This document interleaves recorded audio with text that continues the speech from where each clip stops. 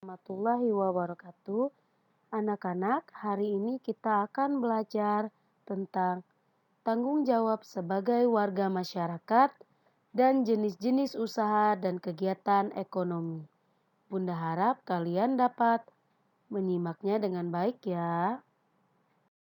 Yang pertama yaitu tentang tanggung jawab. Tanggung jawab merupakan sikap terpuji yang hendaknya dimiliki setiap individu. Sikap tanggung jawab mencerminkan nilai karakter setiap individu. Jadi, karakter seseorang akan tercermin dalam sikap tanggung jawabnya, baik terhadap diri sendiri, orang lain, masyarakat, maupun bangsa dan negara.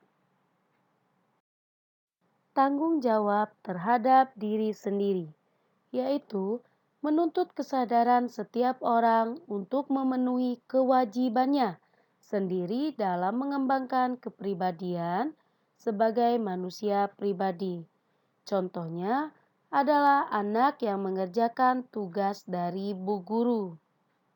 Kemudian, tanggung jawab terhadap keluarga menjadi tanggung jawab seluruh anggota keluarga, baik ayah, ibu maupun anak. Dalam sebuah keluarga, tanggung jawab anggota keluarga menyangkut upaya menjaga nama baik keluarga. Contohnya adalah ayah sebagai kepala keluarga, ayah yang mencari nafkah. Kemudian, contoh yang lainnya adalah anak yang disiplin dan patuh kepada orang tuanya. Selanjutnya, tanggung jawab terhadap masyarakat. Tidak ada seorang pun yang bisa hidup sendiri tanpa bantuan orang lain. Hal ini sesuai dengan kedudukan manusia, yaitu sebagai makhluk sosial. Contohnya adalah menjalin hubungan baik dengan orang lain dalam lingkungan masyarakat. Kemudian, tanggung jawab terhadap bangsa dan negara. Setiap orang yang tinggal dan menetap dalam sebuah negara akan terikat oleh aturan-aturan hukum dalam sebuah negara. Oleh karena itu, segala pikiran, perbuatan, tindakan, dan tingkah laku manusia harus sesuai dengan norma atau aturan yang berlaku dalam negara setempat. Contohnya yaitu mengharumkan nama baik bangsa Indonesia di mata dunia. Contohnya pada 14 April 2016, adik Musa berhasil juara 3 Musabaqoh Hifzil Quran di Mesir yang mengalahkan 80 peserta dari 60 negara. Masya Allah. Kemudian tanggung jawab terhadap Tuhan, yaitu Tuhan menciptakan manusia sebagai makhluk yang paling sempurna, mempunyai akal dan pikiran.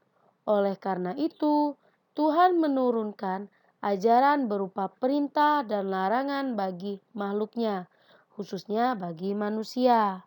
Contohnya adalah beribadah sesuai ajaran agama yang dianut.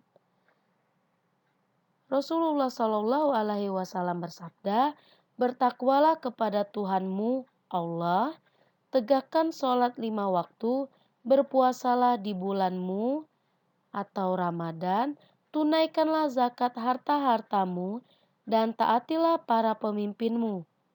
Niscaya kalian semua akan masuk ke dalam surga Tuhanmu." Hadis riwayat Tirmizi 616 dan Abu Daud 1955. Dan ada lagi, berdasarkan hadis diriwayatkan oleh Ahmad dan Ibnu Hibban dari Abdullah bin Amr, yaitu siapa yang memelihara sholat 5 waktu dengan menyempurnakan, bersuci dan waktunya, maka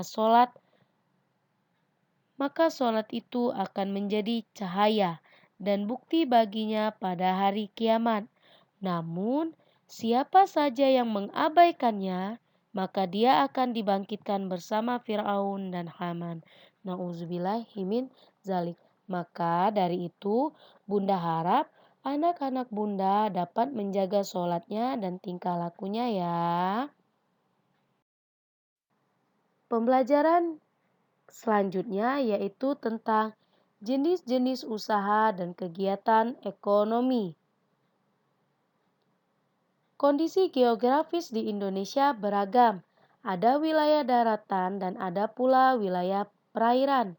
Kondisi geografis yang beragam menyebabkan beragam pula jenis kegiatan ekonomi masyarakatnya. Ada agraris. Indonesia dikenal sebagai negara agraris. Sebutan ini disebabkan banyaknya penduduk bermata pencaharian sebagai petani. Usaha agraris meliputi kegiatan pertanian dan perkebunan. Antara lain, pertanian dan perkebunan padi, jagung, ubi, kedelai, sagu, umbi-umbian, sayuran, dan buah-buahan.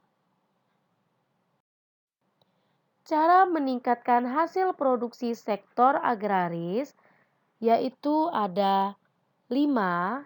Yang pertama, intensifikasi, yaitu usaha meningkatkan hasil pertanian dengan cara mengoptimalkan lahan pertanian yang sudah ada. Kedua, ekstensifikasi, yaitu usaha meningkatkan hasil pertanian dengan cara memperluas lahan pertanian baru. Ketiga, diversifikasi, usaha menganeka-ragamkan suatu produk untuk memperoleh keuntungan yang maksimal. Keempat, rehabilitasi, yaitu kegiatan penanaman kembali pada lahan pertanian yang rusak atau tidak terawat. Kelima, mekanisasi, yaitu penggunaan mesin dan alat berat untuk menghasilkan barang. Mekanisasi ini pada pertanian yaitu menggantikan tenaga manusia menjadi tenaga mesin. Kemudian, sektor peternakan. Ada peternakan hewan kecil, peternakan hewan besar, peternakan hewan unggas. Peternakan adalah kegiatan usaha budidaya hewan yang diambil hasilnya. Hasil peternakan terdiri atas daging, telur, susu, kulit, dan bulu. Peternakan hewan kecil, misalnya peternakan kelinci, kambing, domba, dan biri-biri. Peternakan hewan besar, misalnya adalah sapi, kerbau, dan kuda. Sedangkan peternakan unggas, misalnya peternakan ayam, itik, burung, dan puyuh. Kegiatan peternakan dapat dilakukan dalam skala kecil maupun besar. Selanjutnya, perikanan. Perhatikan usaha perikanan di daerah sekitarmu. Di sekitarmu mungkin terdapat budidaya ikan di kolam. Inilah salah satu contoh usaha perikanan. Secara umum, usaha perikanan dibedakan menjadi perikanan darat dan perikanan air laut. Perikanan darat yaitu usaha memelihara dan menangkap ikan di perairan darat. Perikanan darat terdiri atas perikanan air tawar dan perikanan air payau. Perikanan air tawar dilakukan di sungai, danau, rawa, waduk, atau bendungan. Jenis ikan yang dibudidayakan contohnya adalah lele, nila, mujair, gurami, dan emas. Sedangkan perikanan air laut yaitu usaha menangkap ikan di pantai atau laut. Di Indonesia, usaha penangkapan ikan di laut dilakukan nelayan tradisional. Saat musim ikan, nelayan akan memperoleh banyak hasil tangkapan. Contohnya adalah udang, kerang, rumput laut, mutiara, dan garam. Selain untuk keperluan penduduk, hasil tangkapan ditujukan untuk ekspor. Pertambangan. Dilihat dari kondisi geologisnya, wilayah Indonesia mengandung banyak barang tambang. Potensi barang tambang yang melimpah hendaknya dimanfaatkan bagi kemakmuran masyarakat. Barang tambang dibedakan menjadi 3. Barang tambang mineral logam, misalnya emas, perak, tembaga, timah, bauksit, dan nikel.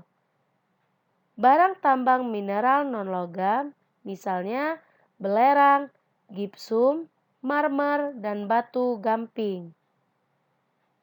Barang tambang sumber energi, misalnya minyak bumi, batu bara, dan gas alam.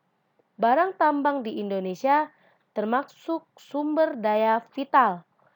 Pemanfaatannya ditujukan bagi kemakmuran masyarakat Indonesia. Jika dieksploitasi secara terus-menerus, ketersediaan barang tambang akan cepat habis. Karena itu, alangkah baiknya digunakan secara bijak dan memperhatikan kelestariannya. Sektor kehutanan. Dahulu hutan Indonesia bagaikan hamparan karpet hijau dilihat dari udara. Hutan Indonesia berperan penting sebagai paru-paru dunia. Contoh sektor kehutanan yaitu pemanfaatan kayu rotan untuk dijadikan sebagai tempat duduk, keranjang, ataupun barang rumah lainnya. Sektor perdagangan adalah kegiatan membeli barang dagang dan menjualnya kembali kepada konsumen. Ini terjadi pada baik pasar tradisional maupun yang ada di swalayan maupun mal. Yang terakhir adalah sektor perindustrian.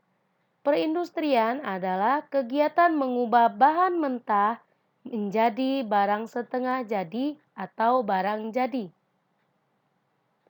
Bahan mentah diperoleh dari melimpahnya sumber daya alam.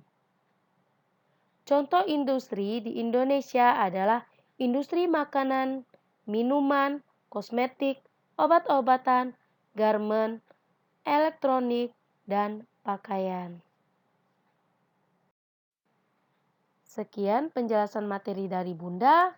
Di sini anak-anak ada 3 tugas. Yang pertama, membaca halaman 23. Kedua, ayo renungkan halaman 24. Tetap dikerjakan di buku tema besar.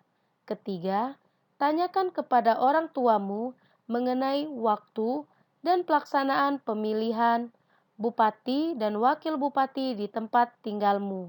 Dikerjakan di buku tulis temamu. Wassalamualaikum warahmatullahi wabarakatuh.